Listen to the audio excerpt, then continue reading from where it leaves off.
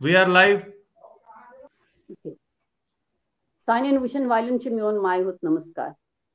It per to Zanan Chiu Pratviche is to Bronkin a khas shaksiyat bulawan. Timan to Sitan Rubru Karnavan, Tin Zankari, Hersil Karan to Vatnavan. As I say, Davat Dismas, Sanjay Ranajin, Himzan a renowned scholar on tradition of practices of Kashmiri Pandit ritual structure and keen researcher on Kashmiri Trek Parampara. Sanjay ji, the right conversations manchu tuhun swagat. Namaskar mara. Namaskar mara Urzu Durkut tuhun धन्यवाद right conversation TRN आयोजकन हुंद अमी channel हुंद सठा सठा धन्यवाद भगवान थौन तय वारवत अस्मरा शि Sannin गोनमातन Hind यमजन अस broken यवान छ सारी जान पन्नन सानि रिचुअल्सन मुतलक छ वनान तो सारी खुद ब्रोट छ वैसे ये छ सठा जरूरी कैसे अगर न ये थवन सन युजन न पुई छ यजन सन कमिंग अप जनरेशन छ तिमन ताई गसन यम सारी चीज वातन अस छ बोजान अस छ करान मगर सन शुर गसन ये करन जरूर सारी पनिन यमजन पनिन ऐसे रूट्स छ तिमन मुतलक गस तिमन पता आसन तो संजय जी सारी खुद ब्रोट निमो वे जानकारी तुहंदन रूट्सन मुतलक तो कते ऐसु कशीर रोजान तो तुहन बैकग्राउंड क्या बुमारो रोजान हब कदल द्रबियार जाय वनान तो मोन जन्म चुश तत गोमुत तो योतान सोन तत निर्वासन गो एक्सोडस गो तो तस बह तथ रोजान इसलिए मोन बेसिक एजुकेशन सो तथ संपन्न गम मे ग्रेजुएशन कर्म सत मे डिप्लोमा इन सिविल इंजीनियरिंग कोर्मुत तो बेस अकिस यस तुह वनमो मे पे अनग्रह सपद्योमुत मेन ग्रैंड मदर गोडनिच मेन guru she was a first I think गोडनिचो यम फीमेल टीचर्स आसमत मज इसलिए सो तमो मज तुह तर फिक्री in 1984 she died at the age of 84 तो तम कर एजुकेशन डिपार्टमेंट ज्वाइन कोर्मुत तम कर पोर्मुत तमिस तुलसी मास्टर बाय वनान निक नेम सो सठा वॉयस लेडी तुलसी दद तम सिंद सानिध्य सपदा मे प्राप्त तमिक गो यह बह रूदस पन्न रूट्सन सत जुड़ाव रूद मे my father was also a pious man my mother she was also a pious woman सोन गर अकिस गुरु शिश परंपरा सत जुड़ित बह जुड़ोस तथ परंपरा सत बहुस मोन गुरदार राम शैव आश्रम फतेह कदल मे तत रूदम दीक्षा गुरु श्री श्रीधरजू वांगनू मेन विद्या गुरु मेन पिता समान यमन निश मे सठहै इहुंद अनग्रह मे पे रूद तम गई doctor TN. गुंजू renowned Shaivi scholar तिहुंद सानिध्य सपदा मे प्राप्त तिहुंद अनग्रह सपदा मे प्राप्त तो यह मोन लकुट मकुट बहुस मे सठा तमा अरमान सोन पन कल्चर सभ्यत यह सठहै रिच यूता पन्नो लिमिटेड सोर्सो रिसोर्सो मे आयो अथवा पॉसिबल गे यूता मे पता I want to propagate it यम अमिक रहस्यमय आस्पेक्ट तम गई समाजस तान वातुन यह मोन हॉबी तो यह मोन दिस माय मिशन आल्सो अत मज बह यूता मे संभव सपदान पन्नो मीगर रिसोर्सो सत I am committed to that शुक्रिया मारा सठा सठा कि शुक्र गुजार तो बे खुशकिस्मत कि तुह दिसव दावत योर इन खतर मारा यछो तुह पृछुन तुह निशन पृछुन क्या तुह निशन हेचुन कि युजन सोन यह माघ रेत माघ मास यह सठा पवित्र मान तो अथ मज ऑलमोस्ट अगर तुम वो कि क्या रिचुअल्स ये माघ किस रेतस मज प्रत कह ग्रहणी ऑलमोस्ट प्रत कह ग्रहणी नवम दहम कह तो बह दरन अत मज शिव चतुर्दशी जरूरी कर प्रत कह जनान दरान तो अमिच महिमा क्या रोजम क्या तो ये दपान कि अगर शफ्त तो दशी हज कह तुह दर्व तो तुह हैरत मनम तम पे ये हैरत ये सारे खुद बोड़ सोन यह त्यौहार सह हैरत यह बड़ श्रद्धाए तो दिल सान मनावान बे कचन दोहन तान अमुक रोजान मतलब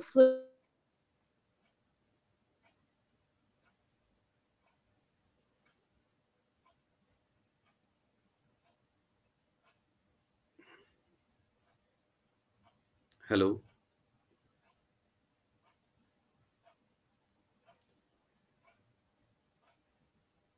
भारती जी सुन लिंक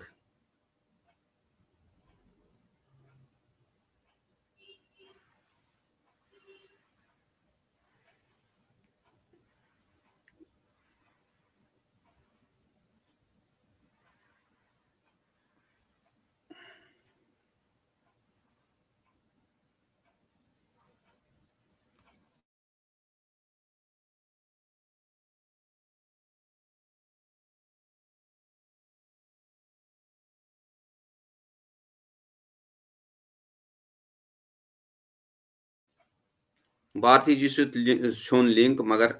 चूंकि यमो पुरुष अख सवाल यमो पुरुष माघ मास मुतलक सवाल माघ मास चन रिचनेस मुतलक सवाल भारती जी नमस्कार तो मज सुन लिंक तय पुरुषो अख बड़ माघ मास मुतलक अख प्रश्न बह वन गोड कर आज तीक सोरम यथ वनान आज मादा त्रोकाय इसलिए करो अख ट्रिब्यूट आज कि आज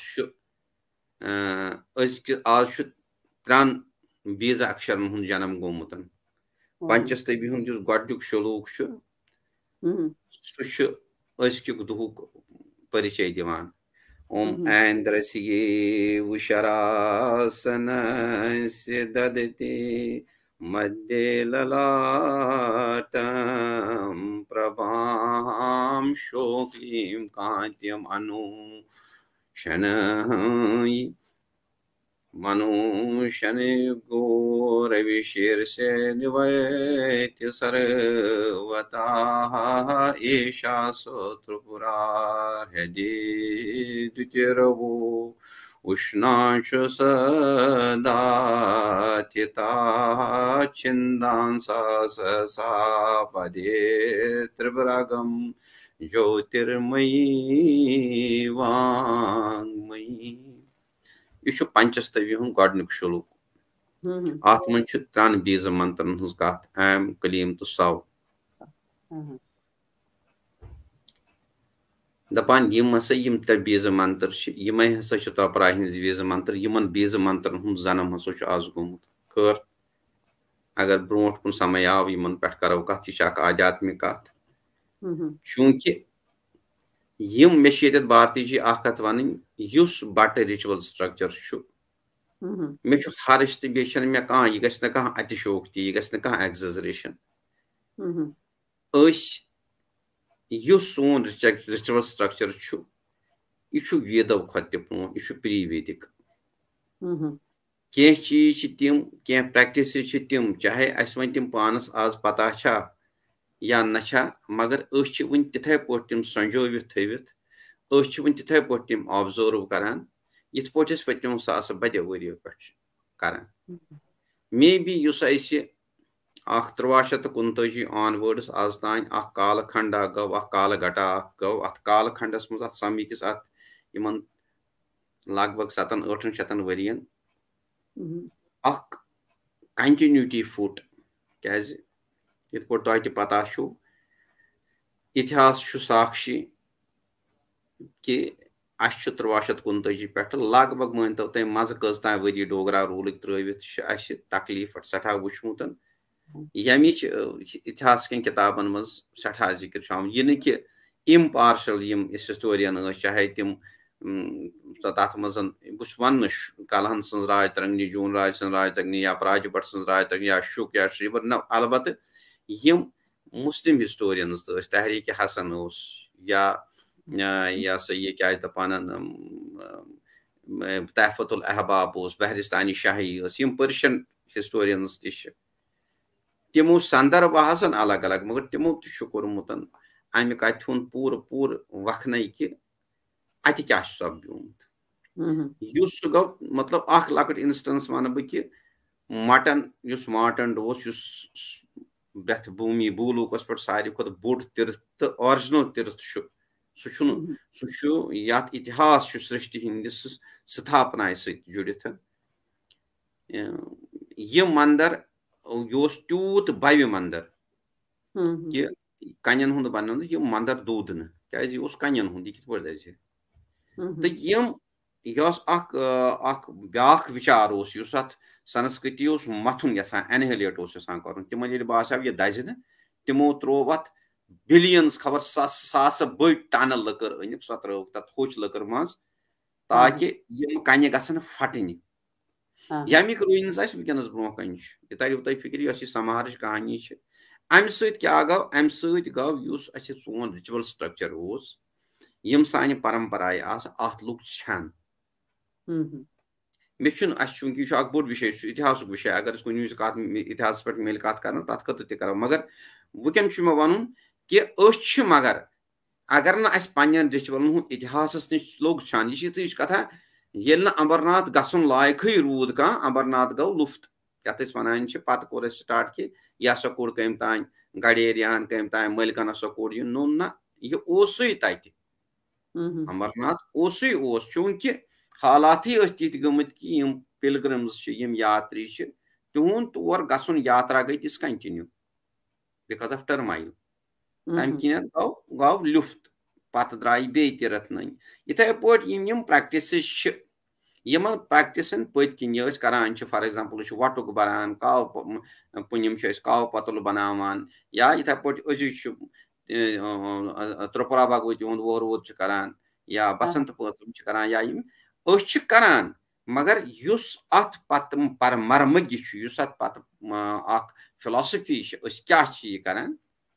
at luk chan magar osh kotah great shu despite of this turmoil you taklif din patati chana spani practices draimats chahe ase tuhund rahasyatmak pehlu pata chat ya nacha but we are continuously doing it kahani shi oste mag mas katunu mag mas kashiri mas paknaun to mag mas observe karun ye kota kachno shun az yus suvdajanak jeevan ase uplabdh chu आज मोट हाथ worry 50 worry ते ओस नि even आज मोट 70 worry ते साने लक्षार के ओस न कशीर मज आसान वंद सहल के योस बड़ क्रूट वंड आसान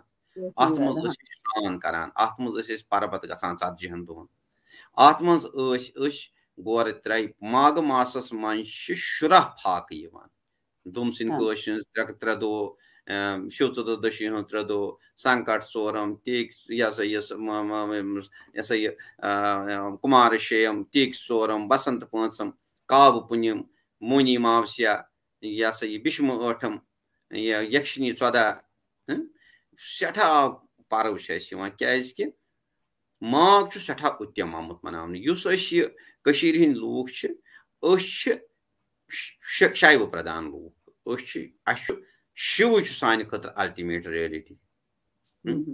Maximum mother you should not cut Vaishnav night, ya shark night, at shark, at Vaishnav jit, Magar Karma Kand, ya Padati Yimchi predominantly Shaivi Pradam Paramparai. Gishak Kahani Ticha Katha Tisha Magar Kathu Itasasan, Puranish Itasasan. The Panjamisa Srishti Yerman Uzgasan. Yamis Daki Prajapatan Yegur, the Tatmachotai Pata Seti Kit Portigay, Tata Yegas Muskis for Justimo Ahuti, the one Pat Yamis Bhagwan Shankar, so you took Daki Prajapatnes Yegis Musgao, Tata Yegistigo Samar, Magar Yasas Bhagavati Parvitins, others lash as a tujem pans nakaspert. The Yasa lo Karni, Aka Neti Yatanetes, Toshu Chunketoshu artist, Tasho Pata, Tachitanda one. Tandavu Nashuknet. I'm so Tasa Gau, Yaso log ye Adadas lash, Fikis Petat, Hasal logi Tandav Karni. गौ yes सृष्टि बनेमस सो गई सारी dangerous मज पे सो पे सारी तमुक अस्तित्व गो खतरस मज नारायणस पे इंटरवीन कर बहुत संक्षिप्त मज वन नारायणन वोन क्या तमिस सृष्टि सस्टेन कर तम दोप यह सृष्टि बनान तो सस्टेन क्या कर तमिस अत रेशो वोनो से भगवान सृष्टि निर्माण सपदन ब्रोठे सपद्याव सृष्टि हूं नाश अत क्या करो तम वोनक अत हसा कहें तह चार यस हसा यह अड़दज लाश अमिस सती हज यह लाश हसा गि भगवान शंकरस निश अलग गई जुदा गई अत सा गन यह सा गन गसन जुड़ अलग अलग गई दोपस अत कुछ सक्षम बहुत यसान तुम पुरान कुन यून मगर यह संदर्भ यसान कर यमो त्रो सुदर्शन चक्र सत गई सती गई अलग सती हज यह लाश गई अलग तो भगवान शंकर गो अलग मगर तुम वो अत तरव तुम फिक्र सान प्रैक्टिस कह रिश चूंकि भगवान शंकर तुज लाश फेकिस पे सती हज अमिस कोत दोष तथ कृति दोषा वन यह कृति दोषा दिवान शांत रोजन मनस वन तो तुम नेगेटिव एनर्जी अकिस इंसान गसान पानस मज खड़ा या वनो क्या हेको वन छचर गसान डिप्रेशन गसान क्या गसान यह हेको वन मगर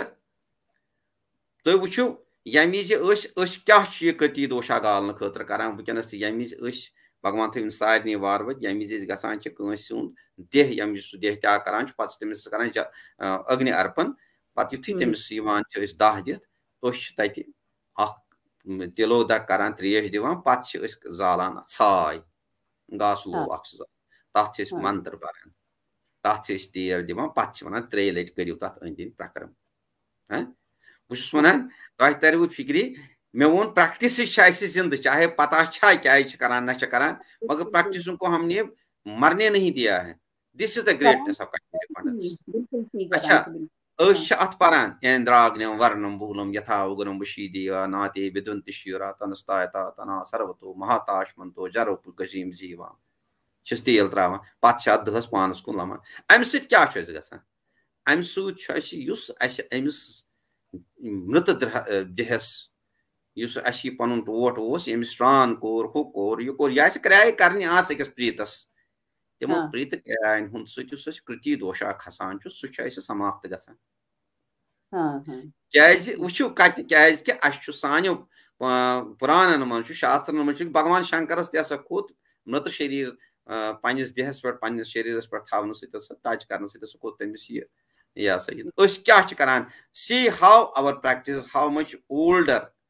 एंशंट आवर प्रैक्टिस आर वो अगर ना पता मगर त्रो अमुक रहस्यात्मक अमुक सिक्रेट या अमुक रहस्यात्मक आस्पेक्ट पता नास पत कंटिन्यूसली कर अमिस यस रूद बड़ अशांत शिवस रूद अशांत क्या कृति दोषा खोतमुत अम किनत हसा रूद यह नचान नचान नचान नचान तो अल्टीमेटली हसा आव यह कश्मीर मंडलस मज यथ वन कपाल मूतन शुपियन अत हसा रुक्याव नंदी अत हसा रुक्याव नंदी थोकमुत यह हसा रुक्याव जबरदस्त पे अम सुंद पडर हसा पे तेज तथ तिथु नाग ना कपाल मूतन शुपियन अत हसा द्राव पून अम हसा कोर अत मज श्रान यह हसा गो शांत मगर यह हसा गो मेडिटेशन क्या शिव हमेशा कि स्टेट ऑफ मेडिटेशन मज अमिस दोप ना अमिस मीज वारिया कल शांति यह हसा गो यह हसा अमिस वोन मे हसा मिल शांति बह हसा गस यथ हरमुख वन तत हसा गस बह हंस लगित यथ हमसदार वन यह हसा गो अत हमसदारस मज अत माघ मासस मज हसा गो यह मेडिटेशन करने या ध्यान करने या एकांतवास कर चूंकि शिवन 4 बहाव रेतो मज योय रेत एकांतवास खतर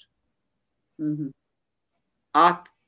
यह माघ मास अम किन यह पायस मास वन अत पायस वनावान वन यह माघ 30 दो दरान 30 दरो तो यम शुरा दो दरथी दरित 8 दरथी दरित यह दरित मतलब यह दरथी दरित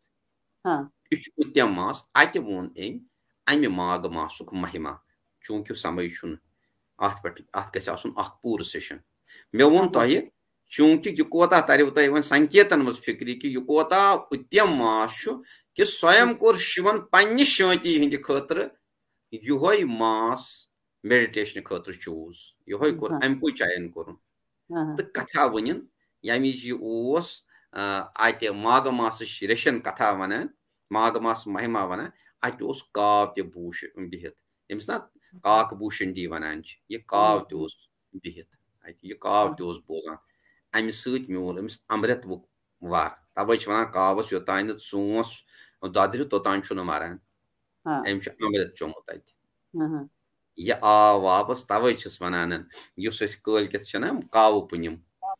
याव पुनिम दह मावस याव यम दह क्या अमि माघ मास कथा हुंद अंत ग पुनिम दह याव बूजित गंग पल पे वापस तवे वनान काव बट काव खेचरे काव वन माने लरे यह कर से अही पे काव पतुल मनावान सह अलग चीज नेचरस पूजा करान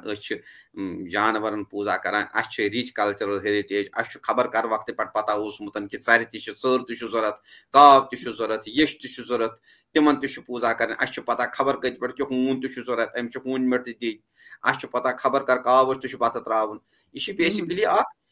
कि we are conscious of this ecology पता इकोलॉजिकल बैलेंस या बह वन तुम कि शूज तो दुहमुत मे बी क्या मे वो ना डिसकंटिन्यूटी गम खड़ा यम छन लोगमुत पता यह शूज क्या मगर स्टेन one Kashmiri Pandit kitchen is more hygienic than a surgical theatre अगर मानो यह कहें यह हाइजीन वन क्या वो अमिस मानि अनपढ़ माजन मान नानि बड़ नानि तमिस वो यह धर्म सह कर रिलीजियसली सो दैट कि अगर नहीं कर तेल गह बिचर विद कमिटमेंट कर क्या नत यह पॉसिबिलिटी तु पान लगान लबि तो यह छो अन बे माजित यह खुशकत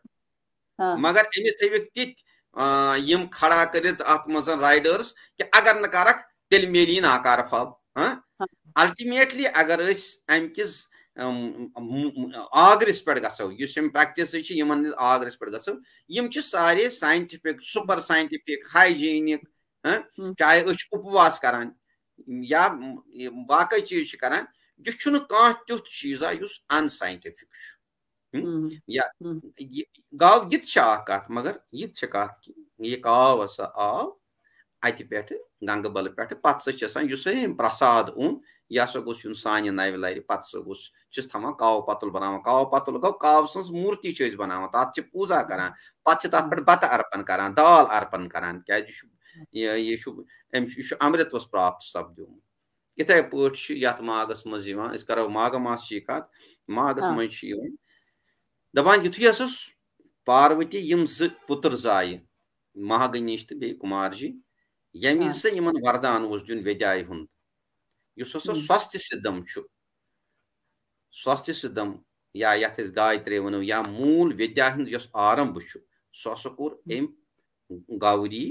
गौरी कमिस वन गौरी अमसी पार्वती वन कर पन्न शुरन दुत आज विद्याय हुंद दान अमी किन क्या वन तुम वो परंपरा यमी शारदा यूनिवर्सिटी शारदा विश्वविद्यालय चूज कोर्मुत पन कन्वोकेशन डे तिमो तोर यह दह चूज यह कत कि आज पार्वती आज सरस्वती वोर वोत ना आज विद्यादान दह आज करान शारदा यूनिवर्सिटी मज आज कन्वोकेशन करान तत करान तिम आचार्य प्राचार्य प्रमाण पत्र करान पन्न स्टूडेंटन प्रेजेंट तिमन तिम दिवान यह कोता बड़ परंपरा तम कि परंपरा स्वरूप सोन गुरुजी तक गौर त्रे सू प्रमाण पत्र गौर त्रे मज सिर्फ सरस्वती हुंद फोटो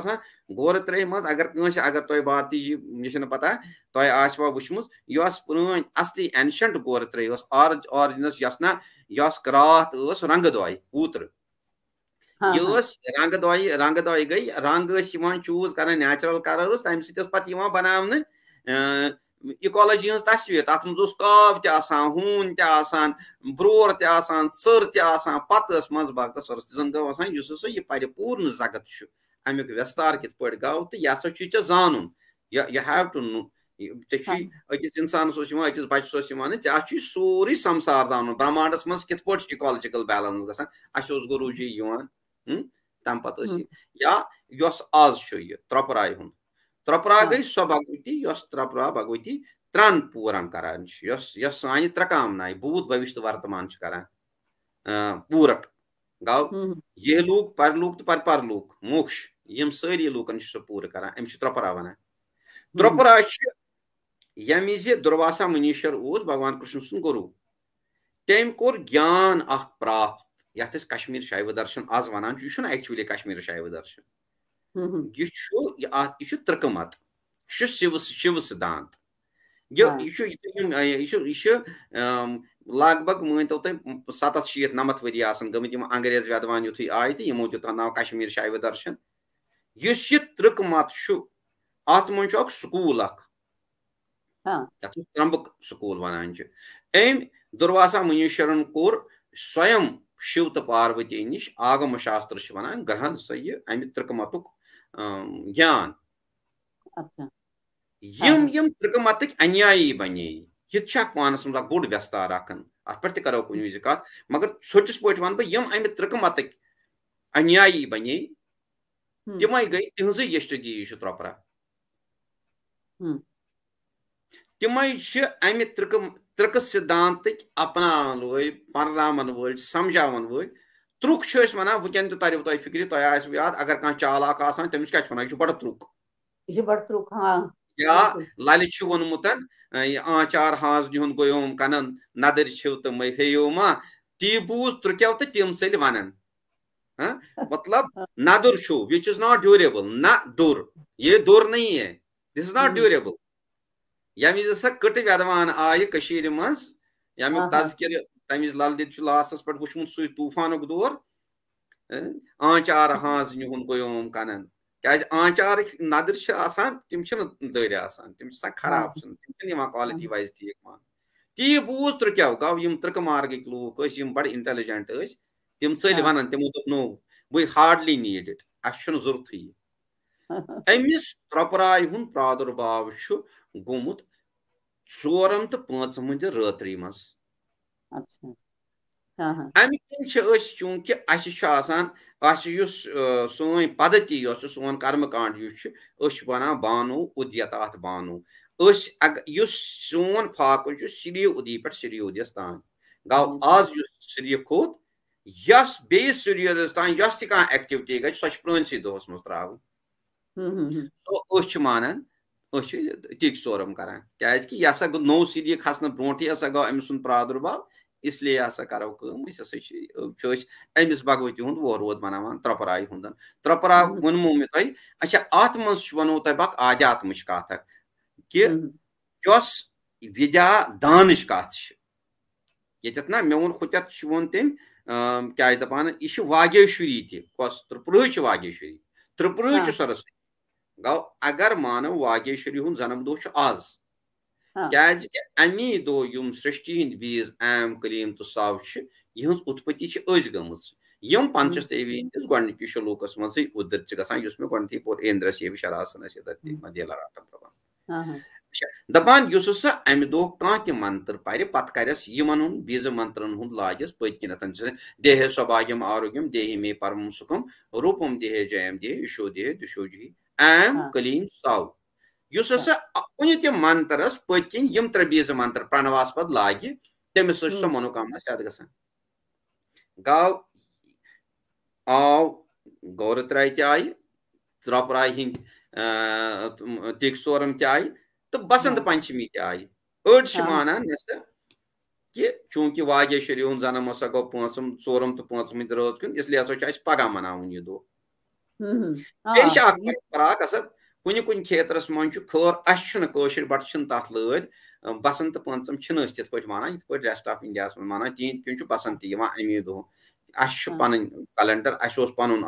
इकोलॉजी पन एटमॉस्फेरिक सर्कल साइकिल चलान इसलिए सो कत सान खत बसंत इथे पे तुझु तुम कत शिवरात्रि ना शिव चतुर्दशी वन बेसिकली हर कुन अस बह रेत चित्र वह जेठ हार श्रावन बदर पे ٲشِتھ कार्तिक मंझोर पोह तो माघ तो फागुन यमन मंच हर कुछ रतस ज पच गट पच तो जून पच सरसी सनातनस मंच अमे कथ पता कि गट पच 13 या 14 आसान वन अत 13 कत करो 14 कत क्या अगर 14 देव तेल 13 आसान मगर ये निमो न सो कत हर कुछ गट पच 14 चतुर्दशी अत शिवरात्रि वन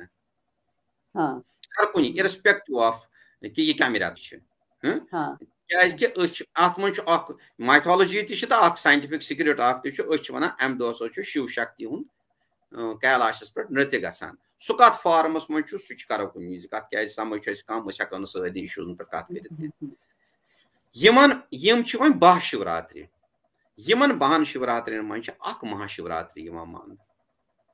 सह पे तुम फिक्री पे सोन रिचुअल स्ट्रक्चर अत रिचुअल स्ट्रक्चरस मज सोरी वरी किस वरियस मनावान पनुन रिचुअल स्ट्रक्चर मतलब युस सनातन सनातनस मज अको रिचुअल स्ट्रक्चर सारी हेंद मनावान कह मतलब लवगाक्ष महामुनीश्वर सुंद मानान यह लवगाक्षन वोनमुत पन पे जन पे मरनस तान करान वरी के नवरे पे नवरे मावस तान करान तथ वन ग्रह सूत्र तो कल्प सूत्र तथ मज कित कर फॉर एग्जाम्पल वन वो तुम एग्जाम्पल अतन करान कड़वा चौथ नेबरिम करान कड़वा चौथ क्या तिमन पन रिश कांत्यायन तिमन तुम वोनमुत तुम करो अमे वतुक बर्ता सद खतर करो तुम अमे वतुक अनुसरण अलबत् बट करान बदल व्रत तथ वन चंदन षष्ठी सान रिचुअल स्ट्रक्चरस मज महिमा ती बर्ता सद तो परिवार के हित खतर करान यह सा यह चंदन षष्ठी मगर करान पन्ने कैलेंडर हिसाब यथ लवगाक्ष कर्मकांड वनान या पन्ने स्ट्रक्चर इथे पे 8 फॉर एग्जाम्पल तुम पता भारती 8 दरान सान बगुर कह 8 दरान इथे पे वरी किस वरियस यह करान ती बाक़ी करान यह बाक़ी करान ती करान मे वन ये तिम पनुन करान मगर सारी हें चाहे तुम बंगाल पन पे करान आसाम पन पे करान साउथ पन पे करान पोंगल मनावान ओनम मनावान छठ मनावान तिम सारी पन्न पन्न रिशन हूँ ये तिमो पन्नो रिशो तिमन वोनमुत तिम तिथे पे करान adhering to their own ritual structure ती पन स्ट्रक्चर अडहर करान लवगाक्ष महामुनियन वोनमुत ये लवगाक्ष कर्मकांड वनान या लवगाक्ष संहिता वनान जन गो दहिम दो कहम दो बहिम दो दोहक्रे षडमोस मासवार पछवार बुहरवर तील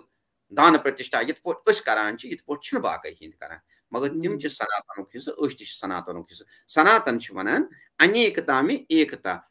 it is union of different subcultures अत मज कश्मीरी पंडित सब कल्चर बोड़ कल्चर ये सठा वास्ट कल्चर ये सठा डीप कल्चरल एसेंस या deep cultural moving deep cultural commitment या बड़ बड़ रहसात्मक पे मे वो तुम वन लकट कत कि छा क्या जालान या इत पे मे कोर नेगेटिव कथन पॉजिटिव कथ मज अत वन बह सान मत अनुसार माघ सठा वत्यम माघ यह मास तो अत मज शिवरात्रि मे तोर ना फिक्री हर कुन रतस मज शिवरात्रि अमे रत शिवरात्रि मानान सो महाशिवरात्रि इसलिए तथ चतुर्दशी वनान क्या सरसी हिंदुस्तान मज शिवरात्रि मनान सो चतुर्दशी दुह मनान ना हर कुन रत गट पच 14 सो गई शिवरात्रि तो नेबरिम मनावान कांत्यायनी मनावान या बाकी लोग तिम फागन गट पच 14 मनावान वाइल एज यम पट सान रिचुअल स्ट्रक्चर किन सान मत अनुसार फागनस मज इत पे मे वो कड़वा चौथ सोन सह बेस कतान रत्स मज चंदन षष्ठी कतान रत्स मज सेम वे यमो 12 रेतों मज सान खतर महाशिवरात्रि सो शिव चतुर्दशी हज कथ रेतस मज आई क्या बासान यमची शिवरात्रि महाशिवरात्रि तमी किन यह व्रत यह व्रत इट्स अ फास्ट यह फास्ट सठा वतम फास्ट अत मन सठे क्या वन कह गर्द पुराण शिव पुराण अर्नाव कल्प या शिव संहिता सठ कह ग्रंथ यथ ग्रंथस मज ना अमे व्रतुक विस्तार अगर तुम मोन ओतरुक शिव चतुर्दशी वूजम तथ मे कहन कहन चीजन मे रेफरेंस कर्म यह सठा वतम मास तो यह सठा शूज पे कर अत मज अगर चल अत मज परिपूर्ण उपवास कर गो कहें खोन वह अगर खमो तेल सह खोन कम ज्यादा दोद हेको चेत फ्रूट हेको खेत यह हेको खेत अत तवे वन मे अत आचमन आसान करें यहाँ तक कि व्यारनव कल्पस मज लिखित अम दो हसा गि भगवानस यह यह फ्रूट या कह चीज अर्पण कर कहें अमिस ग भगवानस अम दो सिर्फ बेलपत्र योत दिन बेलपत्र लागुन यह परिपूर्ण व्रत यह कोर 3 दोहन कुछ जाए गोस कह छेटेरी गख दो पत् अख दो ब्रो टू एनश्योर दैट अस कर यह दहम कह तो हालांकि अमिच पूर क्या दपान गर्ड पुरानस मज लिखित यह हसा गि 3 दोहन कर अद सा मिले अमुक फल तो फल सठा इमेंस मतलब यह यहलूकी सोख तो परलूकी तार अम दशवनी खुद आध्यात्मिक आस्पेक्ट मे गो अस कर महाशिवरात्रि हूं व्रत कोर अस माघस मज वन प्रॉब्लम प्रॉब्लम क्या गो करो माघ मास कनक्लूड ना कत मतलब या इथे पे बुमसिन कह बुमसिन भगवान कृष्णन वोन वन व्रतन पे कत व्रत सा गन करें ना पांडवो युद्ध जून पत दिवान सह शिक्षा तमो वो वन सा वो छोट पे लकुट लकुट श्रुक वन अस क्या कर वो शरीर बचाव खतर तो मोक्ष प्राप्ति खतर हसा व्रत करें फलान वत वो व्रत युथ यह भीमसिन यह वो थोद दोनस बह नौकर मे सख्त बच लगान मे वन तो व्रत प्यूता बह कर रचा ऐसे पी बहुत हेकान फाक वाक रूजित कह वह वन मे तुथ छोट छोट वपाया बह कर तो बह तर अपोर दोनस गस माघ जून पश कह यी गस यह दर्ज तो लगी तार अच्छा मे वन तम दर पत जोल तम नाद पत कोर तम क्या पत वो गो सह पान बे भगवान कृष्ण दोपनस हे मे लजी 4 बजे बश तम दोनस मगर कत वन बह सहबा आस्था अत पे क्या कोरुत प्रकाश ऐ अंदर बश अगर लची मगर आस्था अत पे सहबा मेली फल गो ये स्वयं नारायण वनान कि यह व्रत धारण कर सह गि मोक्ष यम आस्था सदा लभते ज्ञानम आस्था पे तुह तो बह आस्था पे कत कर गो अगर मान भगवान वोन कि यह व्रत तूत यह मोक्षदायिनी तो अस पे प्रमाण तवे किन कोर लवगाक्षन दोपन हे तुह दर्जो अत मज बुमसिन कशर 3 दो अच्छा या इतिहास धर्म इतिहास पुरान इतिहास कंटिन्यूटी तुम वो यमिस भीष्म पितामहस इच्छा मृत्युक वरदान यमिस सह प्याव बान शाय पे वह कोता तकलीफ सह दुखस मज तमिस क्या जरूरत प्रारुन तथ वल बह पक क्या योतान यमस आवाहन कर सह मर तोतान भले सह रोज तकलीफस मज खून क्या तमिस इच्छा मृत्युक वरदान यह सारे पता यह व्यासन लिखमुत मगर यह प्रार्याव 8 यह प्रार्याव माघ जून पश 8 क्या भगवान वन यह वन भगवान कृष्णस मे वन तो बह कत समयस पे कत नक्षत्रस पे कत दोहस पे मर यम सपा मे वन पुनर्जन्म न विद्यते मे हसा गि वो पुनर्जन्म ग क्या भगवान यह पृछान सवाल जीठ कहानी भगवान वन मे वन तो मे कुछ पाप कर्मुत यह वन ऐबा अक लट 7 जन्म ब्रो पापा कोर्मुत तना खिरनी मरम तीर सत तम दुत शाप गि मर तीरस पे तो दपान से भगवान वन मे यह लास्ट पाप रूदमुत दपान ना चना रूद पनी कह क्या पन नश वुचतन कोर सभाय मज नग्न अवस्था मज ऐ करत न कत स रूदुक तटस्थ यह कह तुवा धर्म सत ना मगर अगर तुम धर्म जानान धर्म क्या अधर्म क्या पत् तुम धर्मुक पक्ष निवान तुम तम पापुक अगरदी गसान तम पापुक भोगी गसान सु पापुक भोगी भीष्म पितामह गोमुत अमिस वो कांक्षा वन क्या कर वन कित पे गम पुछ अमसी नारायणस मे कित पे गु दोनस गस बा मरबा जून पश 8 ज करबा तम दो देह त्याग सो गई कत भीष्म 8 गौ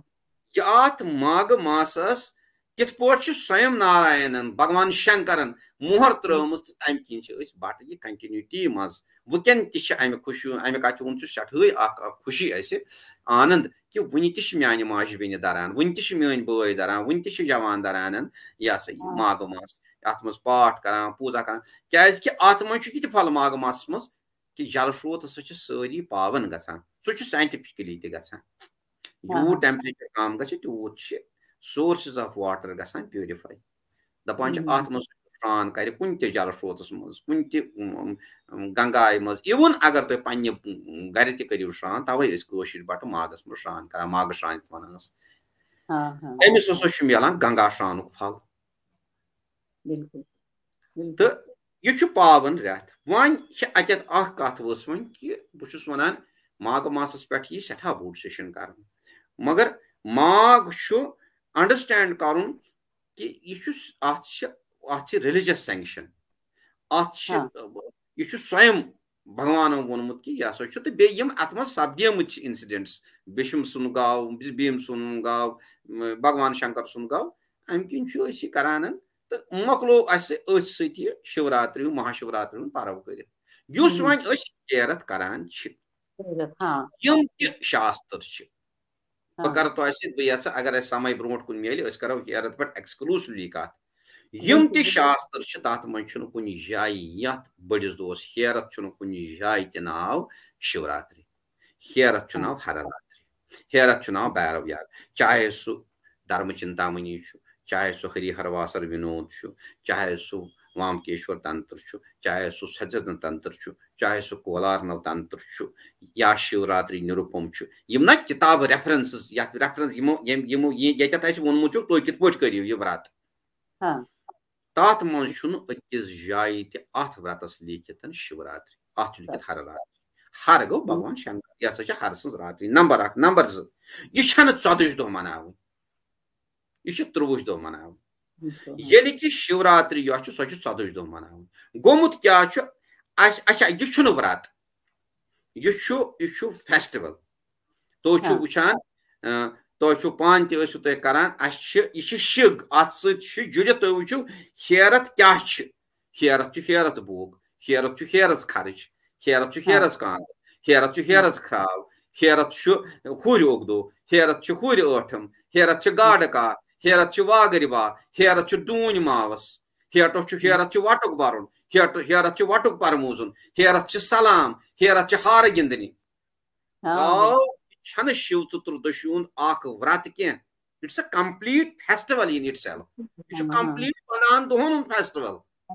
यह कत बना व्रत शिवरात्रि महाशिवरात्रि या शिव चतुर्दशी वनान सह कंप्लीट व्रत तथ मो फाक कशी कर तथ मो 3 दोहन फाक दरुन यथ मज ये जो है ये फेस्टिवल है फुल ऑफ फेस्टिविटी यथ पे गसान हर कुछ कम्युनिटी पन पन फेस्टिवल छठ बिहारन छठ पन फेस्टिवल बंगाल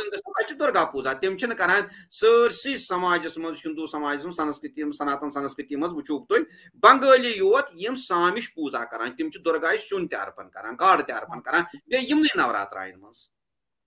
चूंकि तिमन पन रोश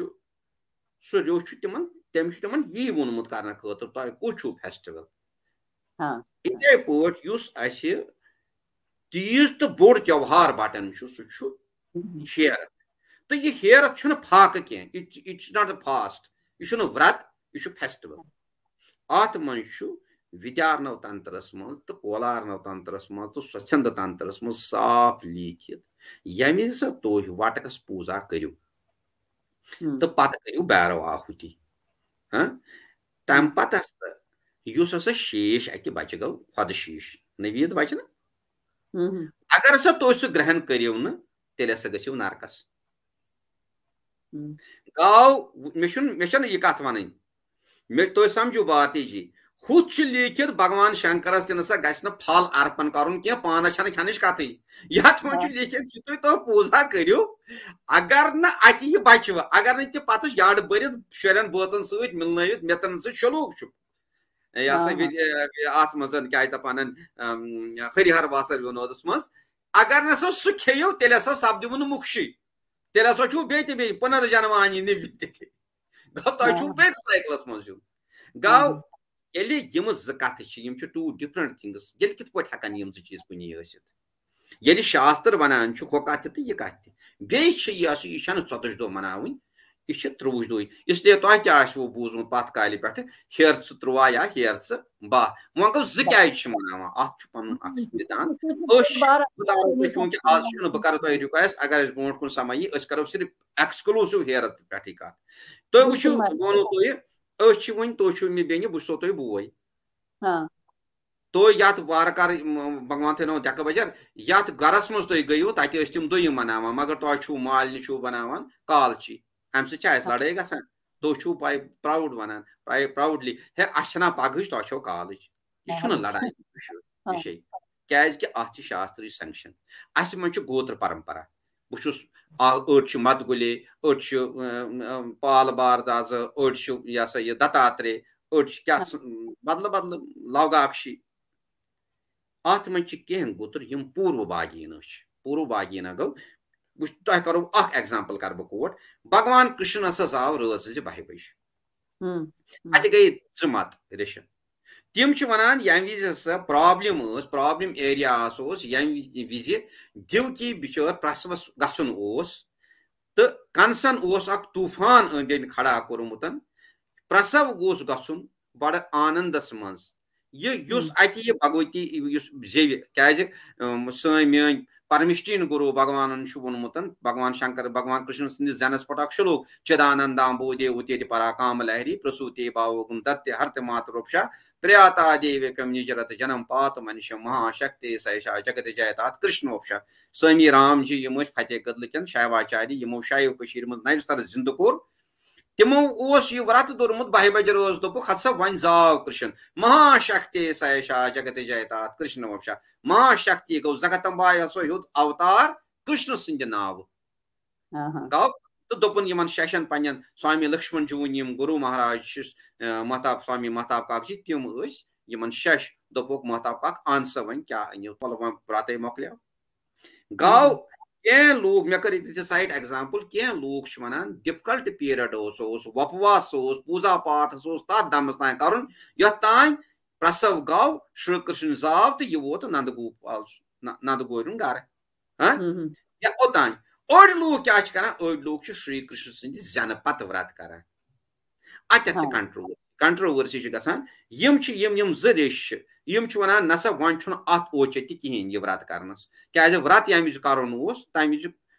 कोर जान काम गसन खतर अच्छा यम गोडनथ करान कह एक्टिविटी सपदन ब्रो तम पूर्व बागीना वन तो यम रेश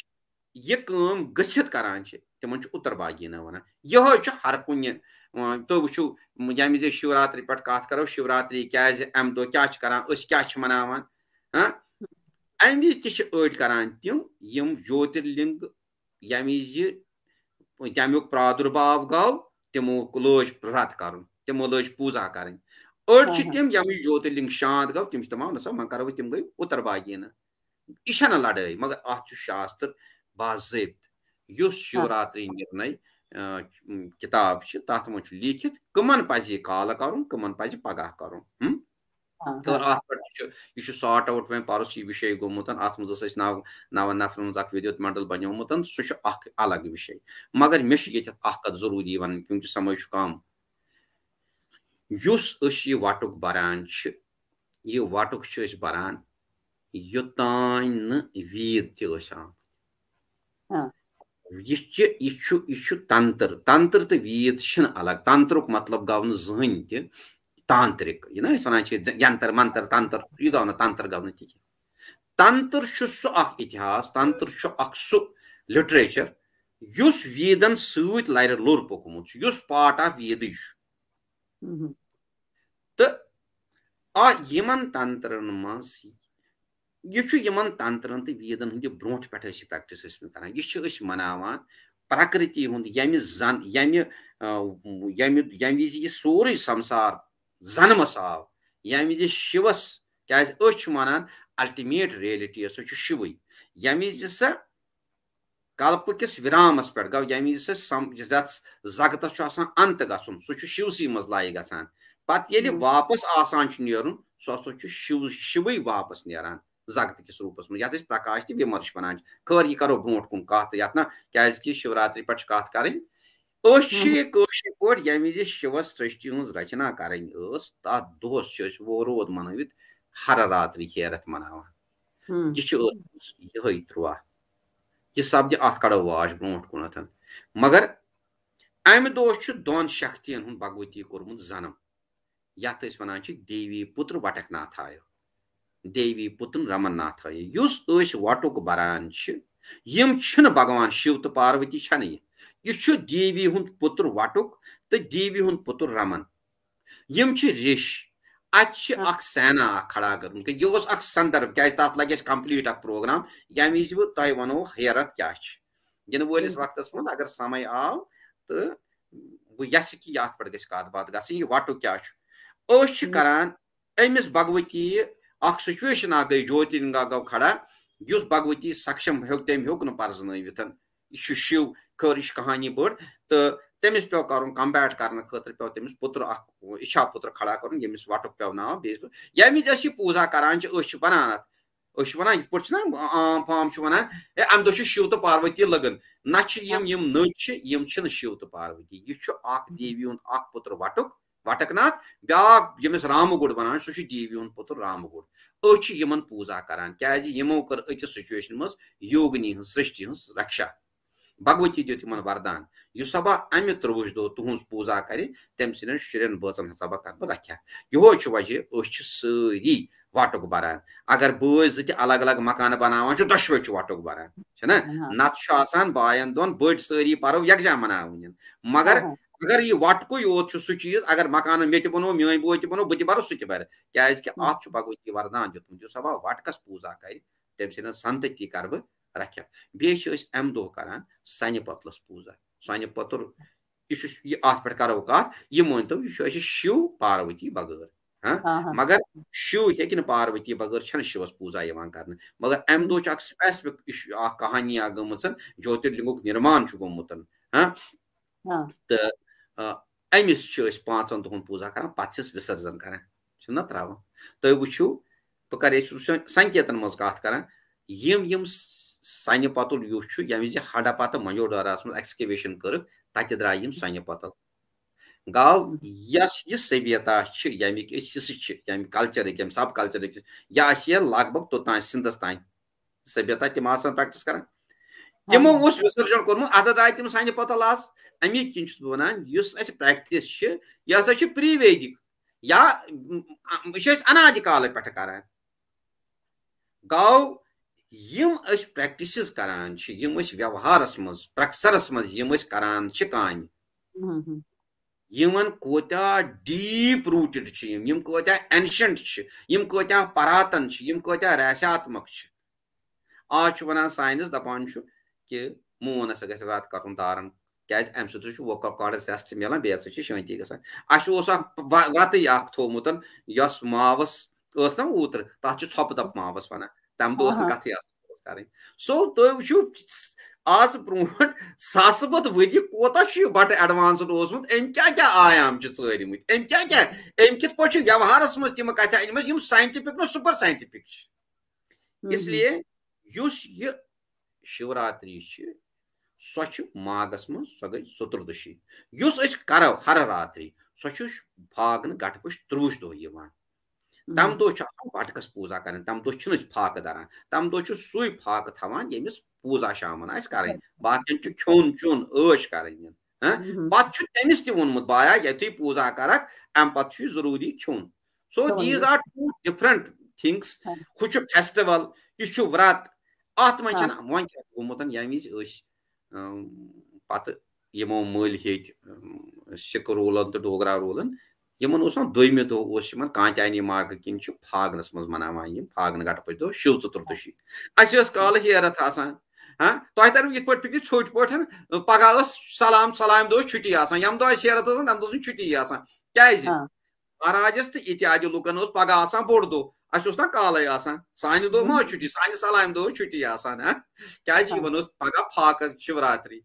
चूंकि अस काल पगह यह मे आज वोर वो तुम पगह वोर वो तुम दपान मे पगह कर पगह सो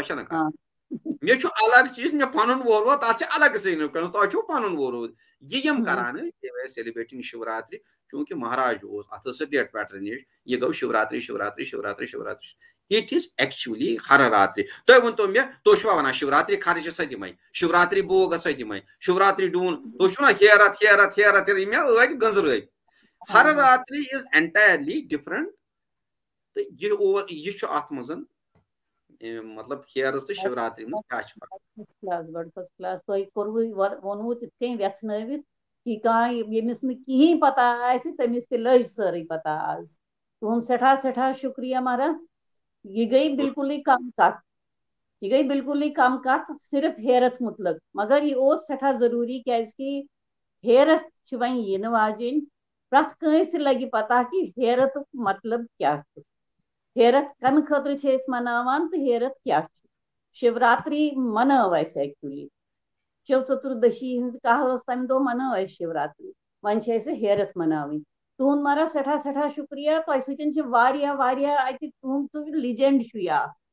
अम खतर तह संभरावन बे पन्न दर्शकन हंद खतर संभरावन पन्नी नव जनरेशन यो सन चलवन जनरेशन इहंद खतर संभरावन सठा सठा शुक्रिया तुंद उर्जू तुर्कुट भगवान नमस्कार।